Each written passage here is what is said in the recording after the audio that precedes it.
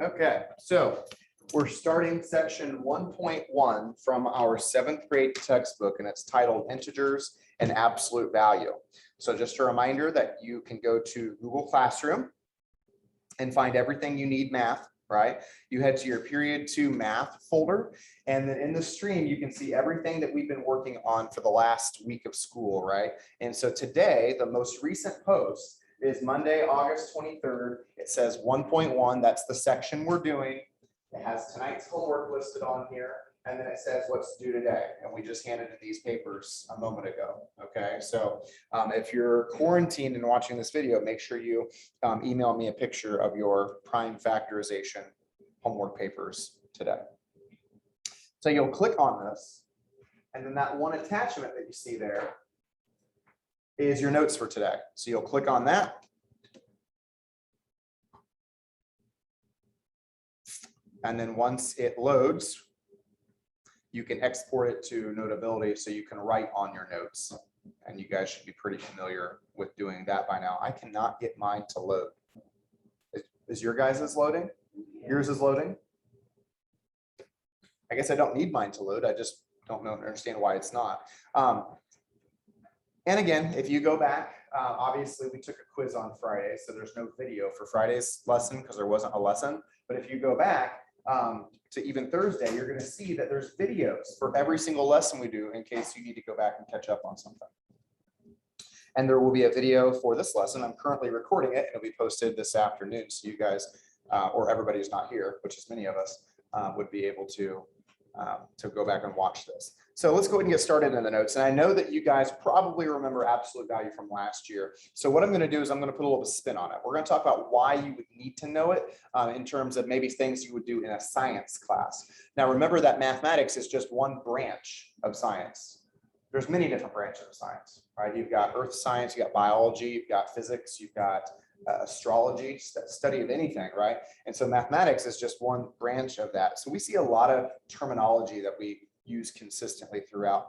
And two of these terms we're going to look at today are speed and velocity. Speed and velocity. So speed tells us how fast an object is moving, but it does not tell us the direction. If you told me that you were traveling 55 miles per hour, I wouldn't know if you were moving north, south, east, or west, right? I just know your current speed.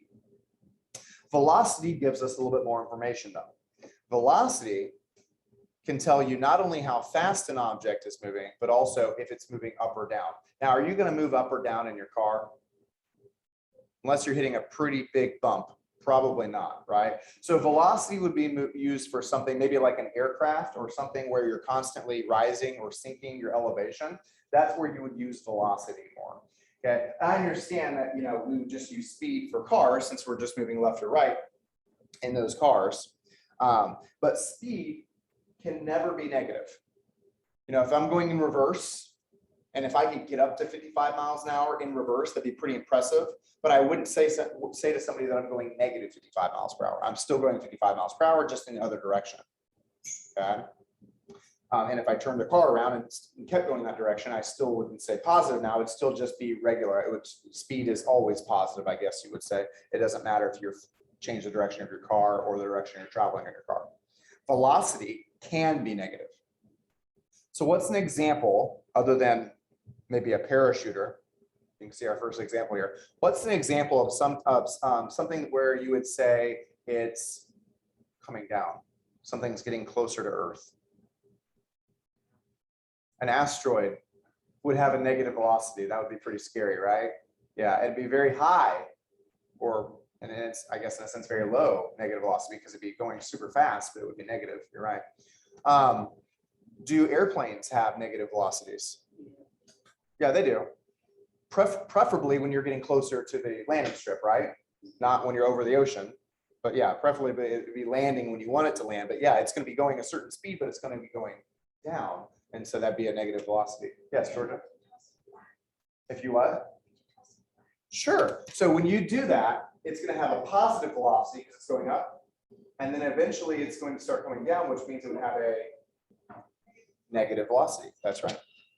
And that velocity would always be changing because as it reaches that topmost of its that it's going to rise. It's going to slow down, and it's going to pick up more speed as it falls.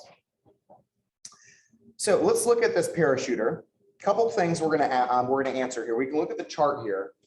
Can you tell me from this chart of tracking the parachuter's feet above the ground and seconds, can you tell me how fast the parachuter is falling to the ground?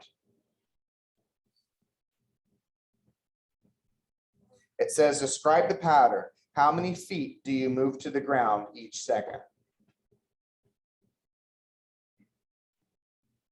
What is it, Georgia? 15. That's exactly right. We start at 90 feet above the ground. And then 1 second later, we're down to 75 feet. That's a difference of 15. Or maybe you could do these two and you could say the difference of 75 to 60 would also be 15. So our speed, so I guess we're going to answer part B first. Our speed would be 15, and then the units would be feet per, that little slash means per second. You can abbreviate all of it, but you got to have both units. If you just said 15, like for example, if you go back to our example of the car, if I asked you how fast you were going, you wouldn't say 55 miles. Like that's how far something would be. You wouldn't say you're going 55 minutes. That'd be how long you're driving for. But if you said 55 miles, I said minutes, I should have said hours. But if you say 55 miles per hour, that tells me a speed, just like feet per second is a speed. I got to have both units. Okay, so that's the answer to the first part of the question. Also the answer to B. I'm not sure why they want us to rewrite it, but they wanted us to. Let's answer the second part. After how many seconds would you land on the ground? Thomas, if I was talking about the height in feet of the ground, what number do you think I'd use? The height of the ground.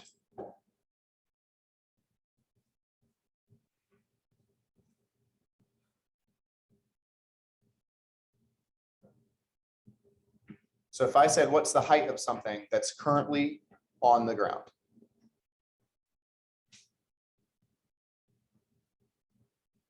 Bryce, what do you think? 0. That's exactly right. 0. The height of something on the ground is 0. So when it says, how long will it take for the parachuter to hit the ground? It might as well be saying, how long is it going to take until we get 0 on that bottom row where it says height? So if we continue moving at a pace of 15 feet per second, then Thomas, I'm going to come back to you here. At 4 seconds, what would be 15 feet closer to the ground? Where would we be right now? Going from 60 to 45 to what now? 30. That's exactly right. 4 seconds, we're going to be 30 feet from the ground. At 5 seconds, Bryson, we're going to be how far from the ground? Another 15 feet closer. So what's that put us at? Branson, did I say Bryson? Sorry. Branson, 15. Okay. Okay. What about at 6 seconds? Where are we going to be at 6 seconds? 0. So we have our answer. So I guess we'll answer number 1 being 6 seconds away from hitting the ground. Going from 90 feet above the ground to the ground in 6 seconds is pretty fast. Falling 15 feet. So just to give you an idea, a basketball goal is 10 feet off the ground, right? So imagine if you were standing on the basketball goal, not hanging from it, standing on the basketball goal, that's 10 feet. Imagine it being 5 feet higher in the ground and then you jumping off of that.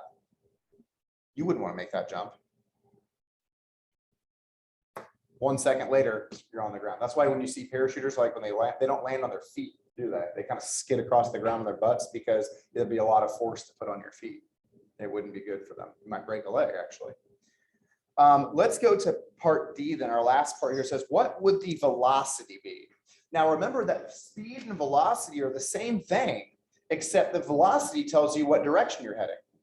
So what are we going to represent our velocity as if something's falling to the ground?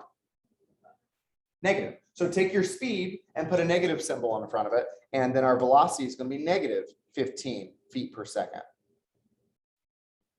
Again, the velocity just tells you not only, it tells you the speed, then it also tells you the direction. So if you see a negative velocity, that means something's falling to the ground. What kind of velocity are we going to have for this next one with these rising balloons? positive velocity. So the speed was already going to be positive no matter what. The velocity is also going to be positive, so we're not going to write any negatives here. Okay. Describe the pattern. How many feet do the balloons move each second? Aiden, if the balloons are moving from 8 to 12 and 12 to 16 each second, how many feet is that per second? That's right. We're going to go ahead and just write that down here for its part B. 4 feet per second. Because that's really what they want you to put for B as well, is to give the speed of the balloons. By the way, if we just said that something that starts on the ground has a height of 0, tell me why these balloons don't have a height of 0, Bryce? That's right. Have you ever, I mean, when you hold a balloon, have you ever just held it on the, stepped on the ground like that? I mean, you may have, but that's not how you typically carry it, right? You got it up here in your hand. So they're already 8 feet off the ground. So they're already starting at 8 feet. Then when you let go, 1 second later, they're at 12, then 16, then at 20, and so on and so forth. We're going to figure out that so on and so forth right now. Because it says, after how many seconds will they be at 40 feet? After how many seconds are they going to be 40 feet up in the air? Now, every year, what do you think, Georgia? Nope. Every year, someone like Georgia raises her hand and says 6. And it's wrong. I'm going to tell you why it's wrong. The balloons didn't start on the ground. It makes sense when you look at this. When you look at this, it's like, oh yeah, 3 feet or 3 seconds, 20 feet. Double that. You're at 6 seconds, 40 feet. Obvious, right? But they didn't start at the ground. So that whole doubling thing we just talked about, you can't do that because it's not proportional. It would only be proportional if we started from the ground. If you would have started the balloon on the ground and done it that way, we could do it. But we've already given the balloons a head start. And so we actually have to calculate this the long way. We have to go 4 feet at a time. Thomas, what do you think? Is it 8? It is. Yeah. Can you help me fill in the gaps? Yeah. Okay. So let's go to 4 seconds. Let's start over here, Georgia. Go back to you, Georgia. At 4 seconds, the balloons are how high up in the air? 24 feet.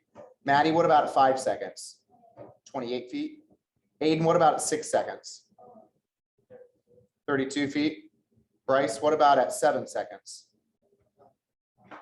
Close, 34 more. 36. And then Thomas, what about at 8 seconds? 40. There's our 40.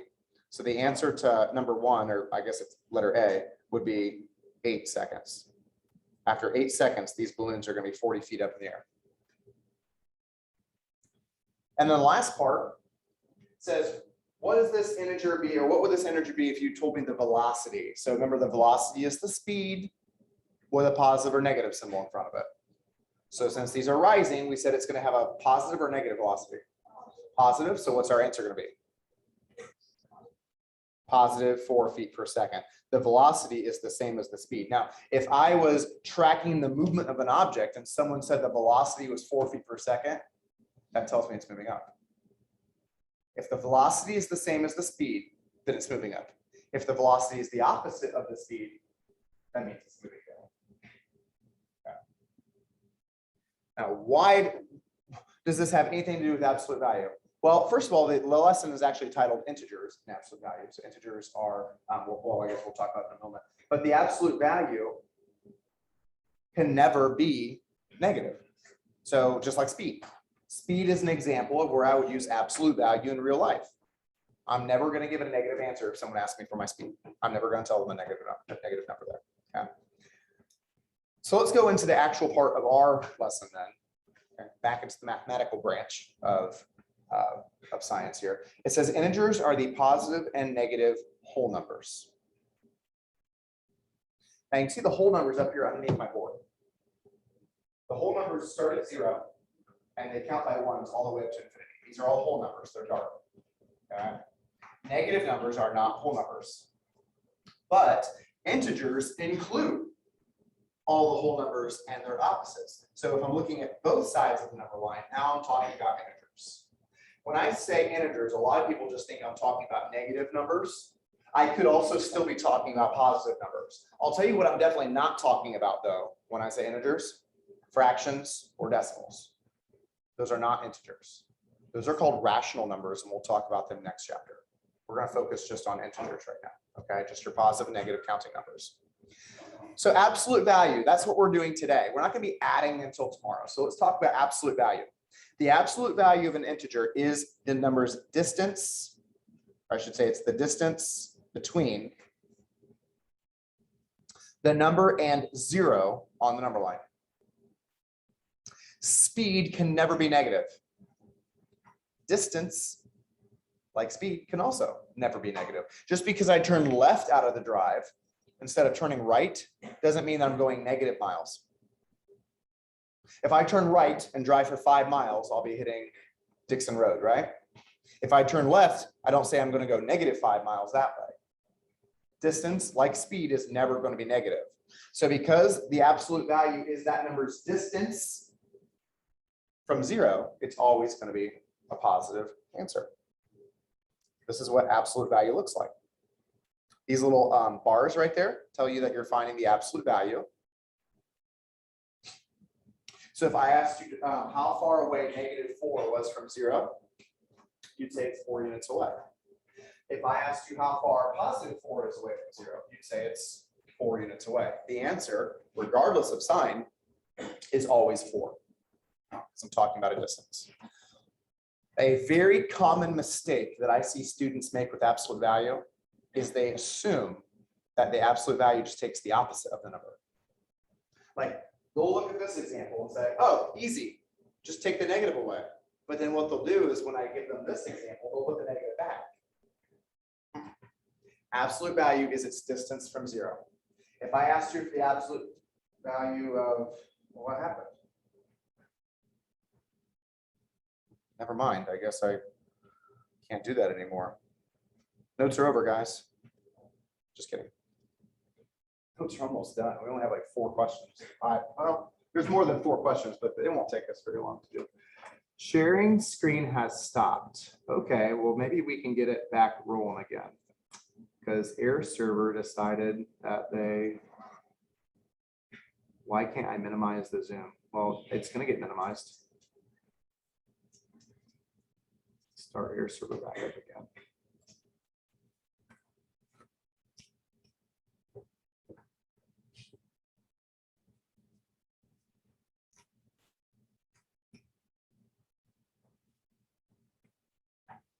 All right, so go ahead and look at your next example on the notes. It says find the absolute value of 2 and -3.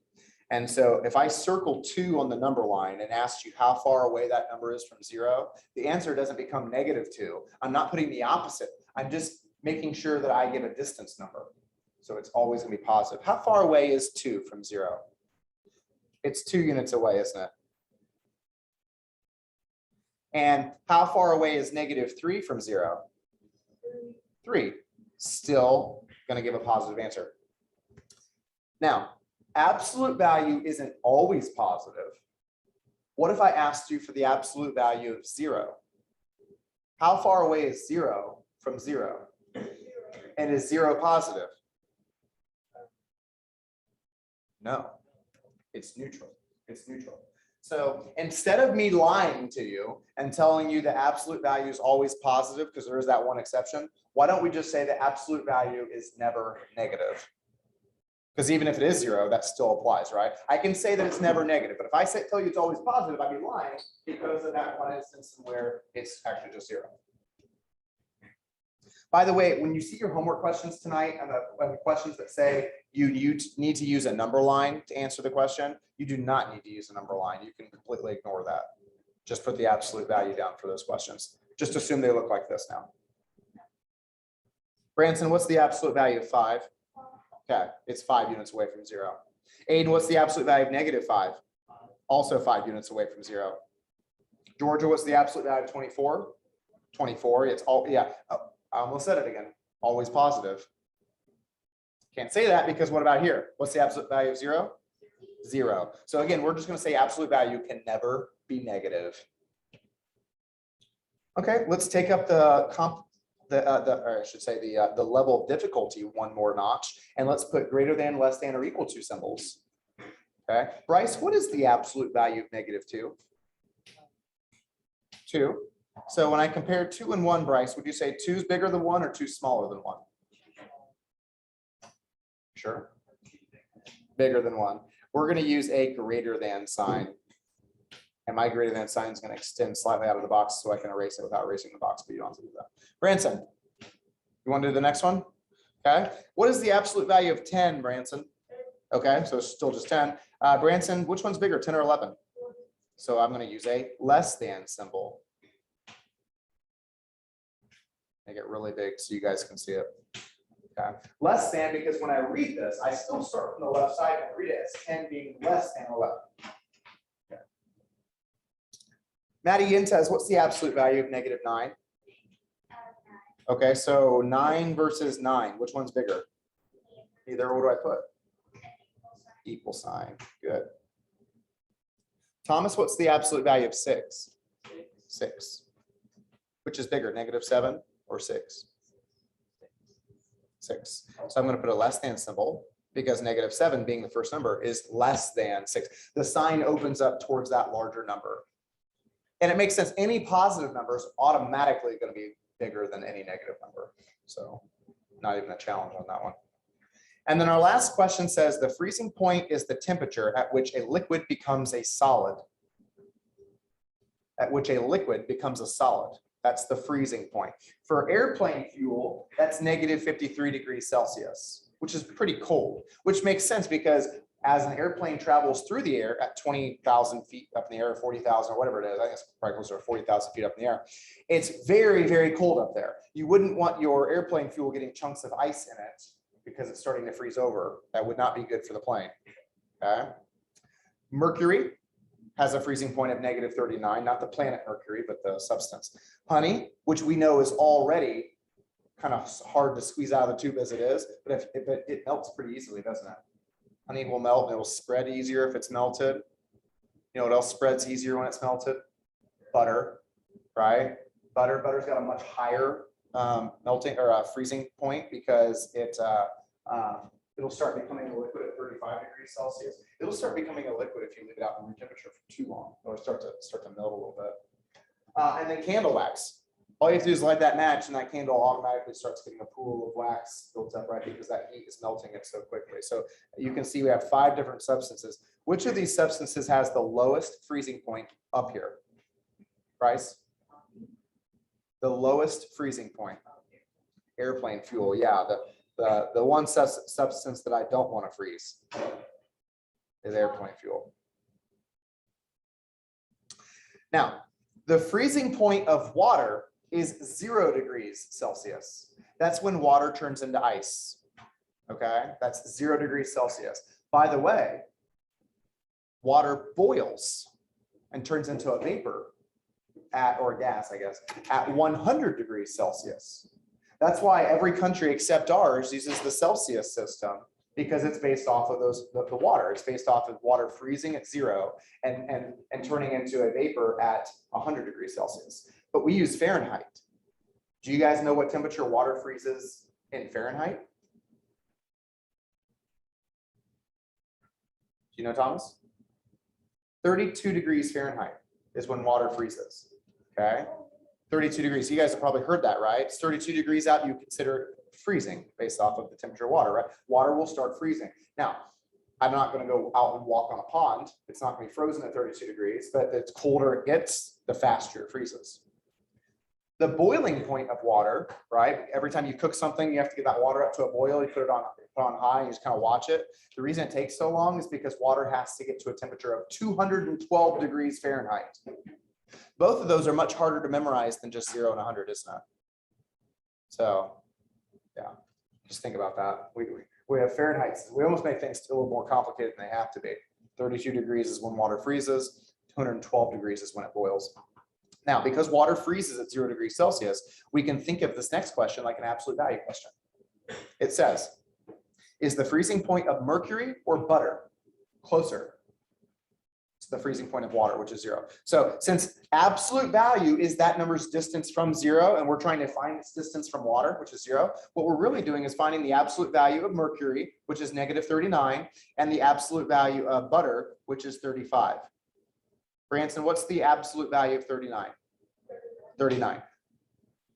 Mercury is 39 units from 0. Aiden, what's the absolute value of 35? butter is 35 degrees from 0. Which of them is closer to 0? Bryce?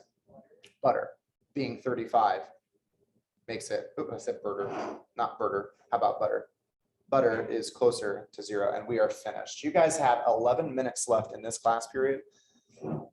I think in 11 minutes, you could probably finish tonight's 1.1 homework on big ideas. Do you need a work paper for tonight's homework? Always need a work paper. Is there going to be a lot of work to show on tonight's homework?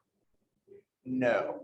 So your work paper is going to turn into more of an answer paper, which is what it essentially has to have anyways, right? It has to have your answers on it anyways. So go ahead and get out a blank sheet of paper, title it 1.1, put your name first and last on the right side, and you can get started and see if you can finish this class period so you have no homework in math today. That'd be awesome. You have 10 minutes right now. Clock's ticking. I bet you could do it in 10 minutes. Yes. How long did it take you to do these 4 questions? A total of 10 seconds? I think we can do it. Bryce, this would be a good time for you to start those other ones last week, okay? Sure, if you want to, but it's not due for another 2 days. Or the last one's more good too. Does that make sense? I guess I'm not gonna tell you not to, but I would probably do the ones that are currently overdue right now. And like I said, because you weren't here Friday to see how we do the big ideas now from last week, I'm going to not sorry. Friday from the first read Friday on the first week. On Friday, on Thursday. I got you. So yeah, I'm gonna go ahead and give you the extra time for those times. I'm gonna go to delete 1.1 right now. Not this 1.1,